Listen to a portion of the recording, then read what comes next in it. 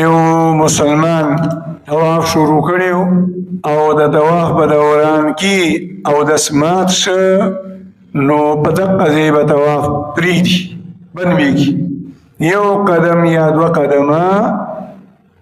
د طواف په نیت بیا اودس اغشتل منع دي لاړ بشي اودس په تاسه کې او بیا به راشي کم ځای کې چې دی بیا اودس شوی و نه هغه ځای کې به یو نښه صحیح کي یا به بیت الله شریف کې مخامخ او یا د حرم چې کوم مبرانه ده نو بیا به راشي او د هغه ځای نه به طواف شروع کی کم ځای کې چې دی بیا اودس شوی و او طواف یې پرېښی که یو شکر دې ته وکړي و که دوه دې ته وکړي و که درې دې ته وکړي او بیا اودس شوې او رالې اودس دې تازه که طواف دې د هغه ځای نه شروع کړه نو هم صحیح ده هېڅ قسمه ګناه پکې نشته فرض مونځ واجب مونځ سنت مونځ نفل مونځ یو قسمه مونځ هم بې اودسه نه کېږي نو دغه رنګې فرض طواف واجب طواف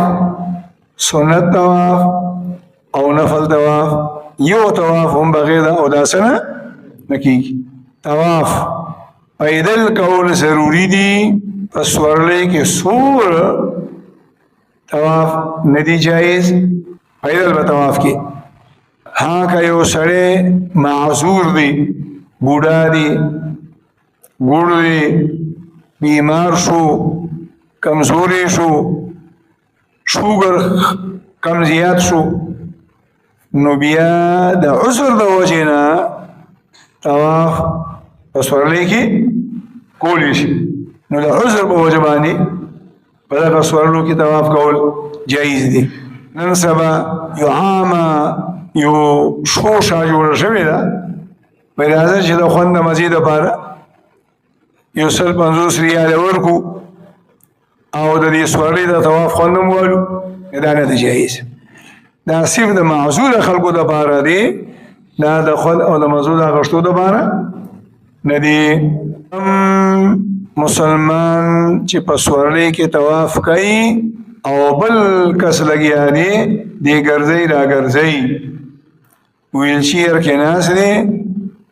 ورور ورسره دی زوی ورسره دی یا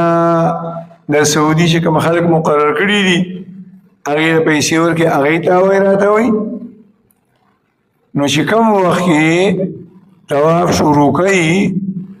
او کم کس دا ویلچیر نیولی دی هغه په خپله هم د طواف نیت وکړي او دا پلار یا دا مور یا مشر کشر یې په ویلچیر کې کېنولی دی هغه هم ګرځئ را ګرځئ نو په یو وخت کې به د دواړو طواف وشي